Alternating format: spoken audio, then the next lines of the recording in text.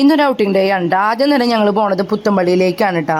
ഞാൻ അവസാനമായിട്ട് പുത്തമ്പള്ളിയിലേക്ക് പോയത് ഞാൻ 9 മാസം ഗർഭിണിയായിരുന്നപ്പോഴാണ്. ഇപ്പോൾ ദേ പോണത് എൻ്റെ മോന് 3 മാസമായപ്പോഴാണ് കേട്ടോ.